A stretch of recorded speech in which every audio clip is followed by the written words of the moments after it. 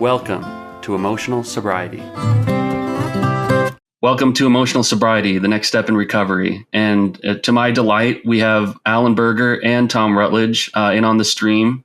And we wanted to discuss the evolution of the concept of emotional sobriety and sort of take stock, seeing as how this is the last episode of 2024, to take stock of, how it's evolved for us personally. And maybe in sharing that with you, we can add some insight. So just let's go around first and reintroduce ourselves. How you guys doing on this near eve of the end of the year? Well, I'll tell you what, it's a little bit telling that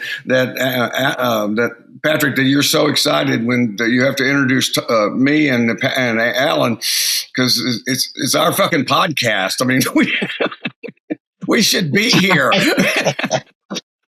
I know. I've dropped out a couple of times without notice, and so yes, you could be very thrilled that the people who are supposed to be here are here. And I'm doing great. I'm ready for. The only thing I want to say at the outset is it just me, or is time just rushing by? It's fast. I can feel the wind in my hair, man. There is that experience as we get older, the days and years just rush by, and when you're younger, they seem to crawl by. Well, I may have said this on here before, but I had a physicist as a client one time, and he explained this to me. And it's one of those things, the kind of people that Daniel Siegel's one of these guys to me too. He's so smart. You can listen to him, and everything he says makes so much sense. It's total sense. He can explain this most complex scientific thing to me about the brain. I can get it. I got it.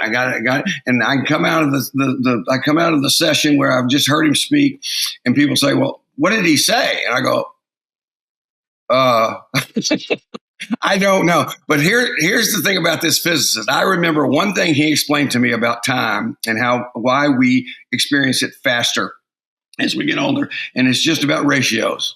And the simplest example is when we're 4 years old, 1 year is 1/4 of our lives. When you're our age, it's not. It's a very small percentage of our lives. And he said that makes all the difference in how we perceive it. Great way to understand it. Well, if I could share briefly about the way I've experienced time, it's been rushing by for me as well. And I think you guys are correct that it is in some sense a function of age, but it must also be presence, the degree of presence, and that it relates somewhat to the proverb, a watched pot never boils. But when you're watching it, but now that I'm, kind of cultivating my garden, it's amazing how much in the effort to really manage my life or to be present, show up for my life as fully as I can every single day. I shouldn't say every single day. I've definitely had some off days, but I look down and I look up, and it's a new year. So it's crazy for me as well. The philosopher Seneca, the Stoic from thousands of years ago in Rome, he wrote a book called a little book on the shortness of life. And it's like one of the things that he says that really is a confrontation to us all. He says people, and he's talking about like couple of thousand years ago, but same thing happened now.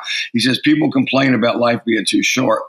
He says life's not too short if you don't waste it.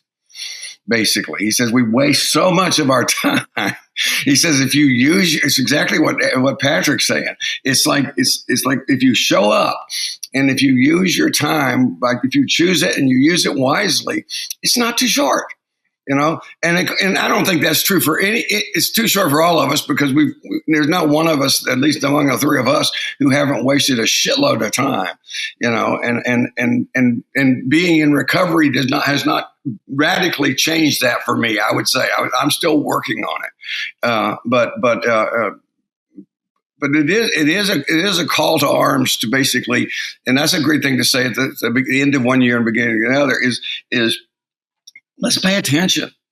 That's one of the tenets of good emotional sobriety is showing up, paying attention. Some of these things, most of these things are quite simple. It's just not easy. Well, I think you also quoting the Stoic. I think that's one of the evolutions that we've seen in our discussions of emotional sobriety is the integration of thought and philosophy from outside of Alcoholics Anonymous, and bringing those concepts that really, have a high degree of relevance to what we talk about as emotional sobriety. And Stoicism is one of those things. Most wisdom, whatever program we find it in, whatever place we discover wisdom, it's the same. The wisdom of Buddhism is the same as the wisdom we talk about. The wisdom of Stoicism, the philosophy of AA is one of the, at least one of my favorite, because it's so familiar to me. But one of my favorite ways to describe it. I mean, it is very philosophical in that sense. It basically is it works if you work it. It's one of the simplest concepts. It's like any of us who, and I'll make one of my themes today, learning how to confront ourselves without beating ourselves up. Because, you and I have talked about this past year, Alan, that sometimes because we focus so much on helping people not be condemning of themselves, I've discovered that people can get to the place where they basically are too protective of themselves and think they're not supposed to criticize themselves. We all need healthy self-criticism. We all need to be able to look at ourselves honestly as adults and make improvements. I mean, otherwise we're not growing.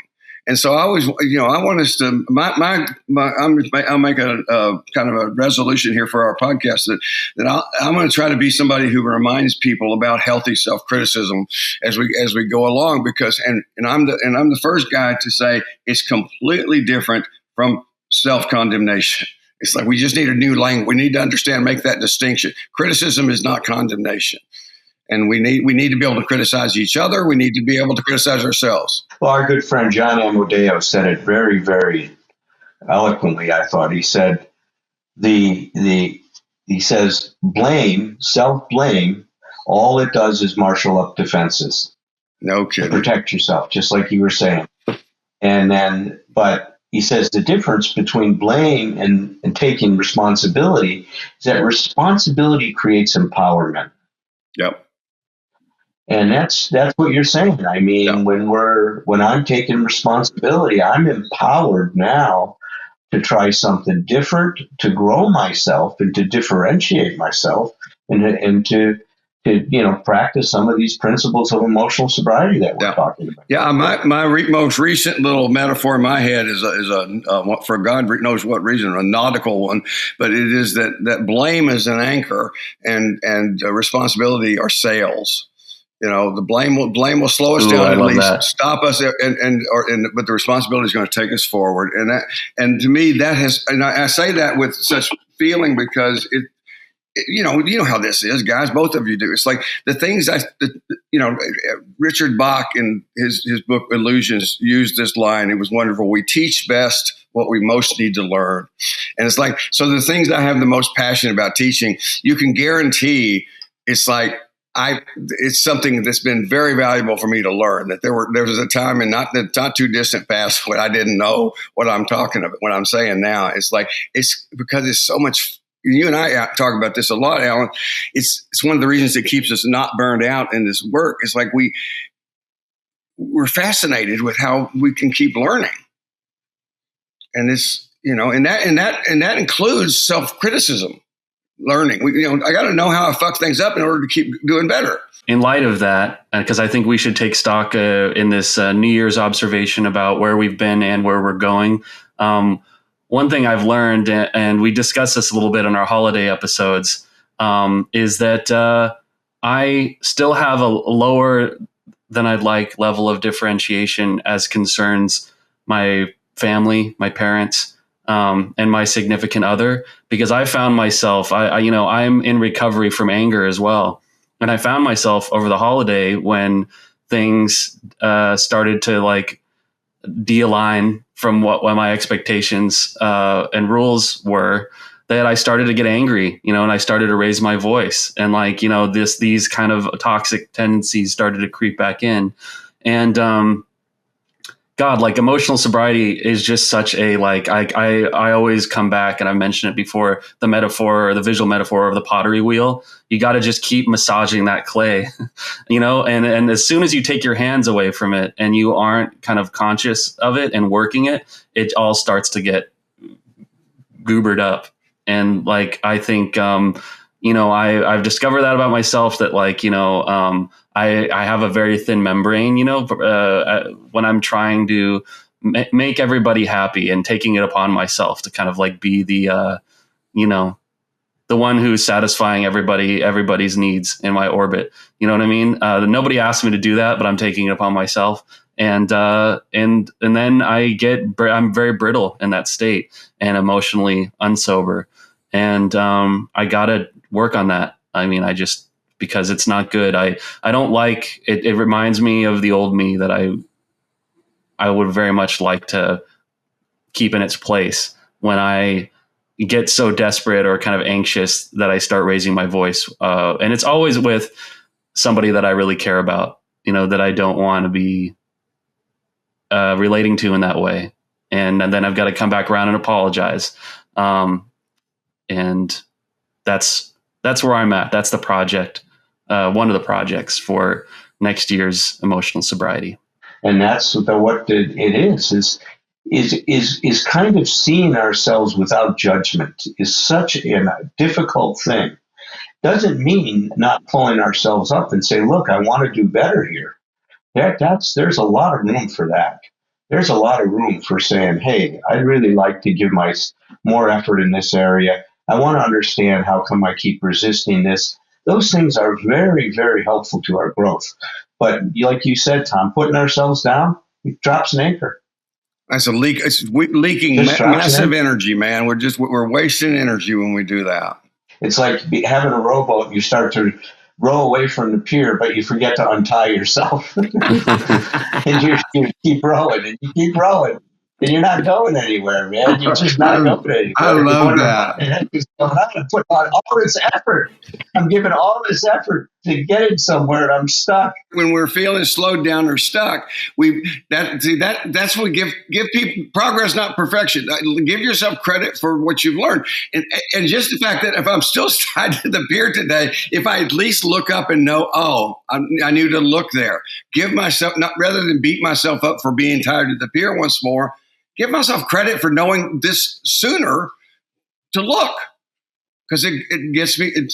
I'm working. I'm more efficient. I think that's the other thing that we've really focused on this last year in terms of the evolution of this concept of emotional sobriety is to really capture the process behind what Bill was talking about. Bill defined it, and he gave us a few clues about where to start looking and what to do. But I think one of the things that we've done, well, and will continue to do, and I'm quite confident in that, is to really look. Somebody described my work as picking up the rock and looking at all of those little insects that live underneath it, right? Those little roly-polies. You know what a roly-poly is? Those little things. The most adorable of the insects. And that's what I think we've been doing, is been mining in a very good way this whole concept. And part of it is what we're talking about now, Tom, is relating it to this larger set of wisdom, right, that exists in this world. There is so much wisdom around that we can tap into. And that's what really emotional sobriety, if you boil it down to, it's a practice of living wisely. And living wisely creates emotional freedom. And freedom, the other thing that really came, and I think this happened in our last Thursday night when we were talking, Tom, is we talk so much about the individual here, right? And differentiation and differentiating yourself. But as I mentioned last week, there's also the need for that community to be able to turn to support, and that we can't always just give ourselves the support.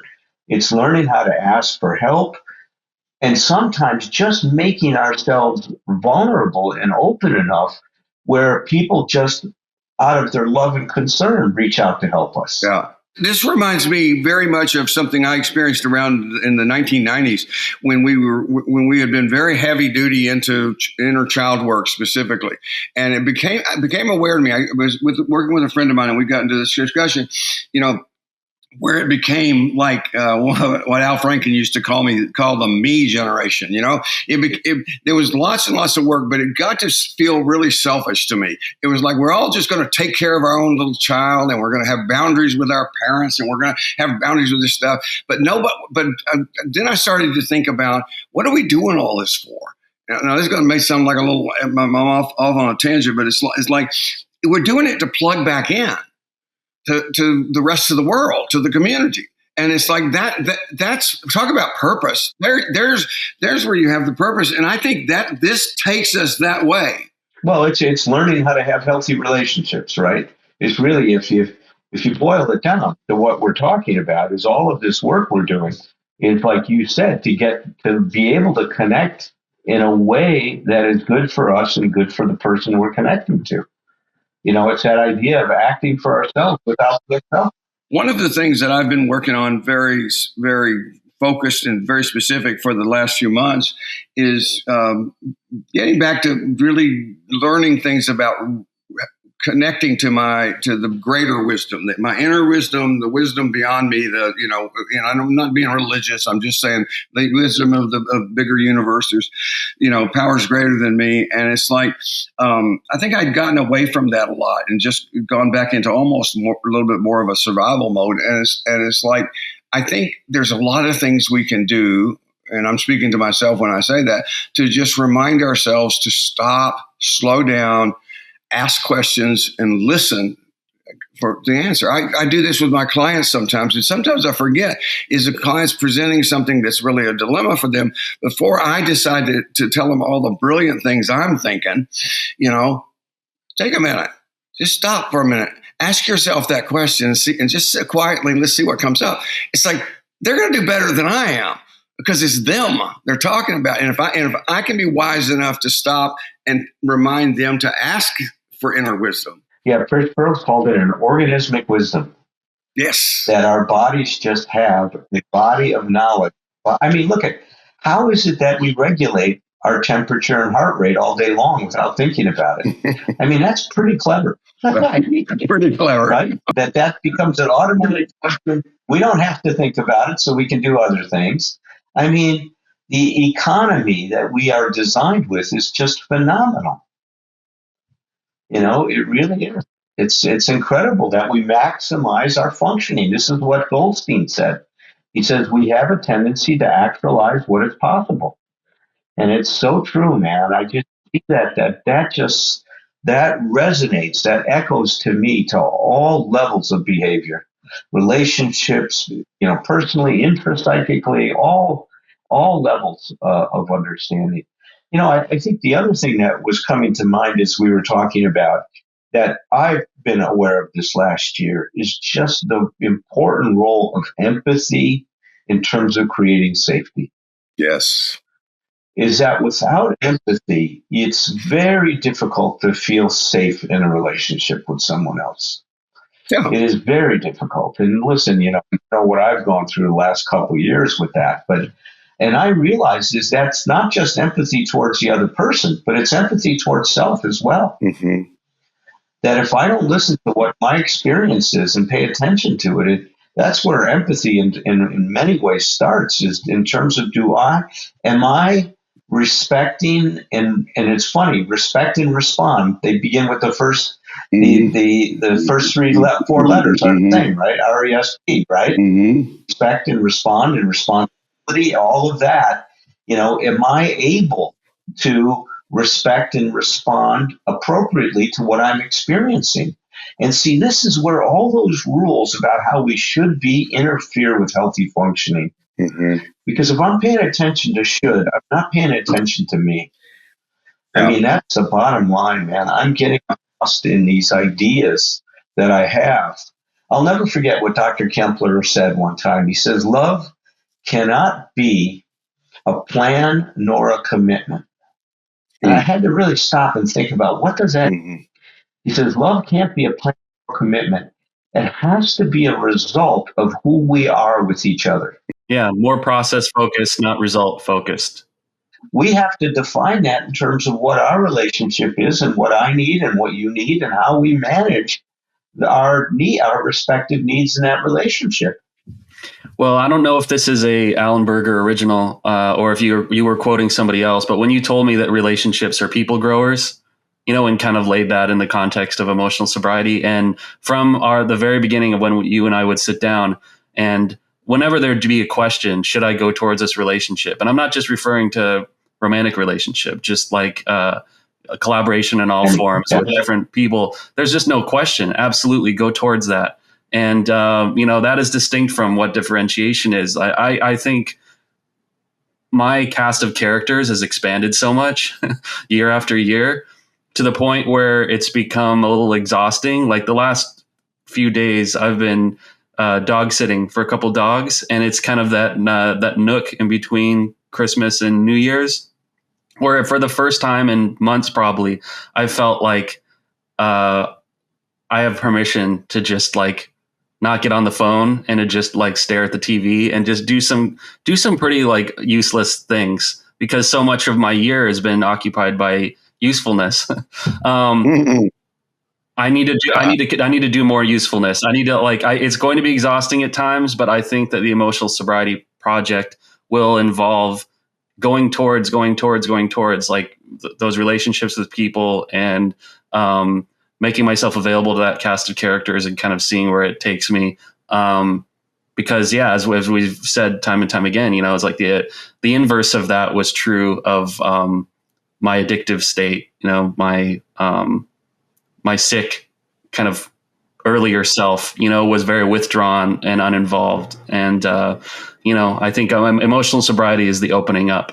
Well, let me say two things to that. One is I volunteer to be, if you need a mentor for uselessness, by the way, I will help you with that. I've got lots and lots of experience with it. And but the other thing I want to go back to what when you were quoting Allen about relationships being people growers is it reminds me of I say it humorously, but it's got meaning to it, which is, I tell people, the reason I believe in God is because of relationships. Because if you look at our relationships, we look at the people we're with, somebody's fucking with us. This is no accident. Somebody somewhere God said, let's put Tom and Dee together, and the other guys around said, no, man, don't do it. He goes, no, watch. This will be funny. And so I just, that's one of my little nutshells is God has a sense of humor. It's just not a very good one. But it's like, but in as Don Rickles. Yeah, but working with, Alan knows this, working with relationships, you go like, these aren't accidents. We can look at our own relationships, but other thing is it really takes us to what I learned most from Harville Hendricks, which is rather than seeing our pairing with people that push our buttons as a pathology, to see it as a assistance, a help. That we are drawn to people who can help us grow, that are going to challenge us where we need to be challenged. And that reframe is a very powerful one, and can really, first of all, it can help you continue to have compassion for your partner when you need more compassion for your partner rather than less. And it's because you're there to help each other.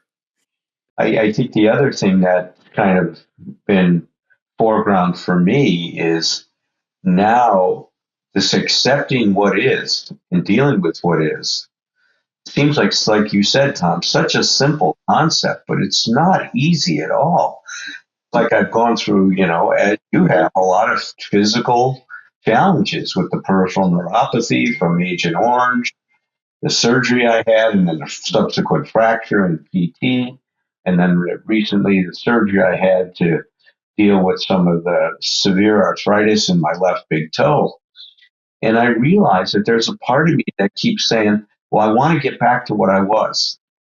But guess what? That's a fantasy, man. That's going backwards. You're not It's going never backwards. Wow. That's I right. can't go backwards, man. I can't. I want to. I'd love to be pain free. I'd love to wake up and not have to manage pain all day long. But that's not my life right now. Now Right. my life is managing my pain Right. and doing the best I can. Right now, you might as well want to be 40 off. again, right? You might as well say, "I wish I was 40 again." Okay, well, that's a nice wish. We understand it. Can we get on back to reality? And it's been an experiment, man. I've been on different medications, GABA, and pregabalin, and all kinds of stuff, and none of it's working for me. I'm pretty much, I haven't used an opioid in quite some time now. Mm-hmm. But I'm living on about 1,200 milligrams of Advil a day. Yeah. And right now, that's, to me, a lot better, even though there's a lot of risk with that. It's a lot better than the cognitive impairment I was experiencing on the Lyrica that I was on recently. Yeah. So it's an interesting. The other part of it is it's all a big experiment, man. Mm-hmm. It's a big experiment. Finding that path and trying this on and seeing if it fits and if it works and then being able to let it go. I think that's the other thing, is that emotional sobriety is really a movement away from rigidity. Yes. Right? It's really towards flexibility. Mm-hmm. Trying to be able to, and like you said, Tom, we can't find that flexibility if I'm beating myself up. That's rigidity. Right. That's a rule Absolutely. that I have that I wait and all of that.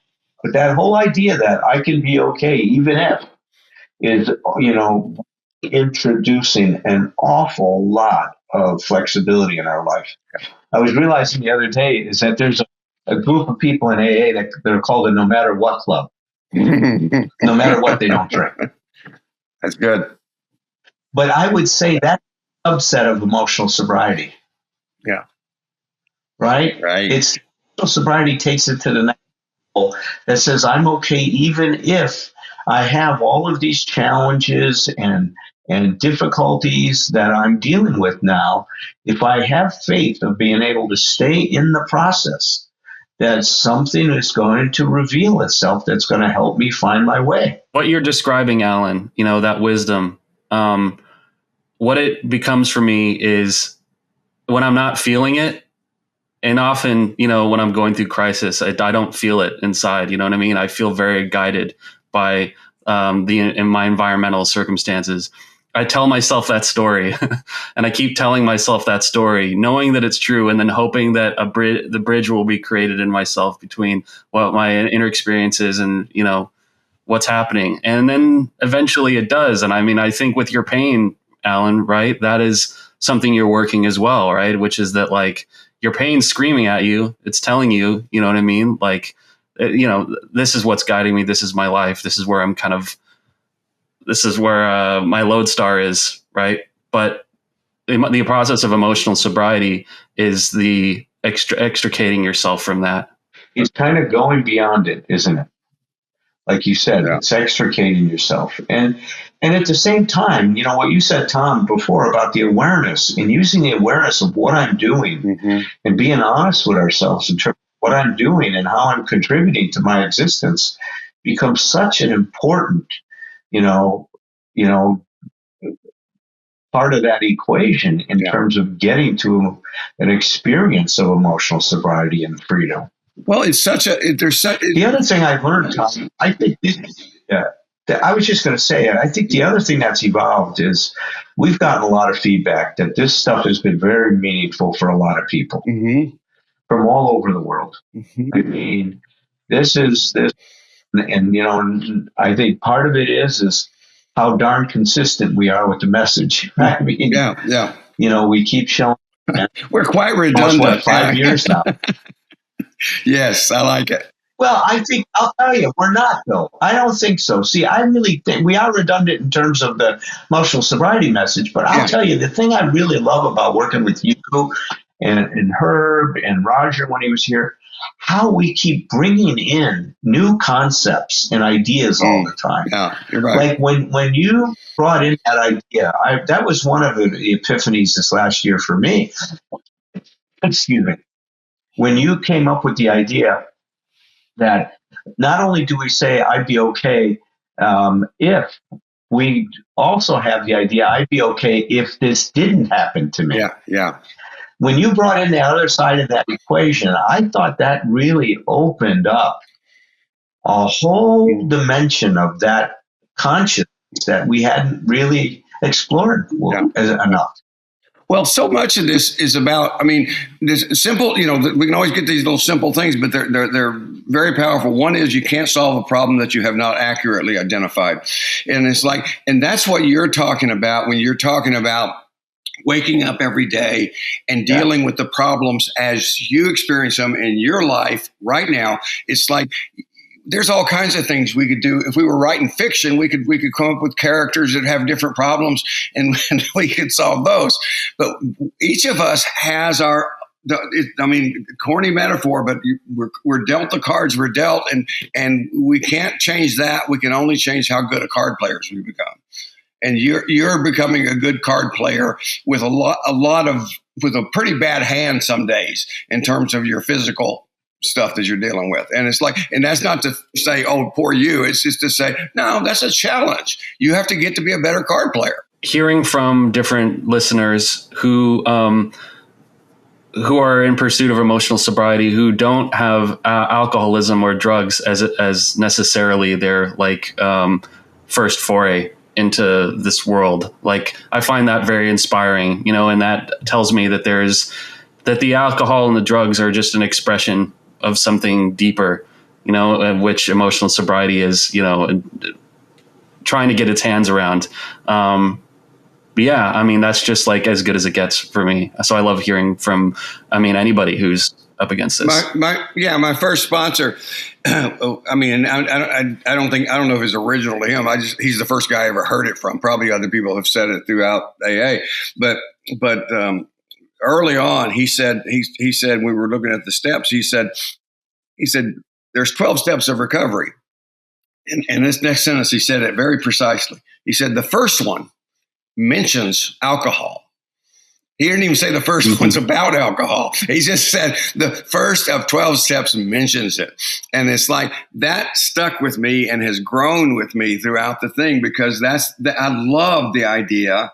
And I think I probably said that on the here before, that because I used to, earlier in my recovery, I used to think, well, what do people do who aren't drunks and addicts? You know, how do they get help? How do they get well? Because, you know, now that was a very narrow-minded view I had as a recovering addict. But it's like, my question was legitimately like, how do other people have access to this information?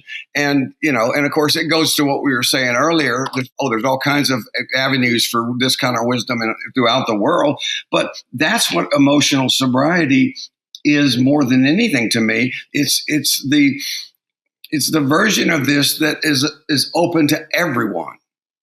There's no, you know, I love it when Allen begins our Thursday meeting. You know, the only requirement for being membership here is to want to be here.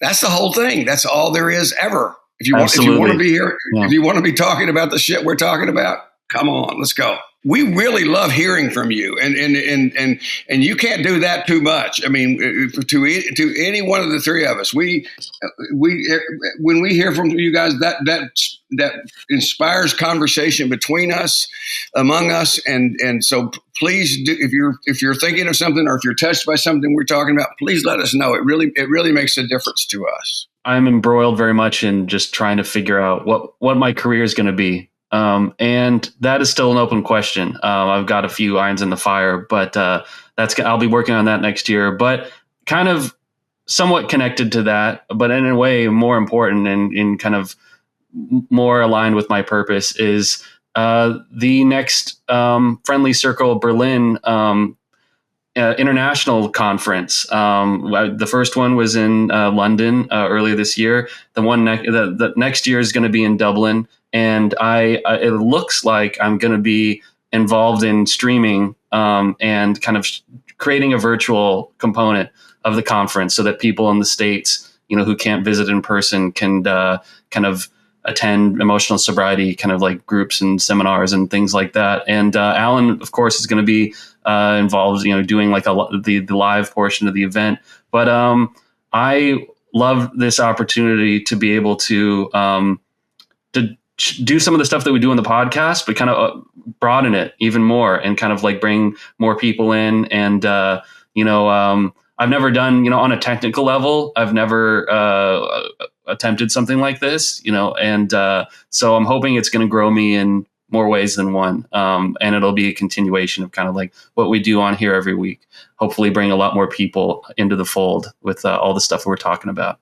Well, congratulations and kudos for you. Just the courage it takes to stretch out there and do that. That's you don't get better and you don't get what you're looking for without taking risk, and that's beautiful. And you'll do great. If I fall on my face, yeah, don't laugh too much. If you fall on your face, we'll be right here. We're not going anywhere. Oh, we'll be there to pick you up. That's right. Allen, he's already about to fall down anyway. He'll throw himself under you to break your fall. It's like nice. We're not gonna let you fall very far, buddy. I think that's the other thing we can feel good about, Tom. What's that? Is that we've had a small part in bringing Bill's wish that this would be spearhead the next major development in recovery.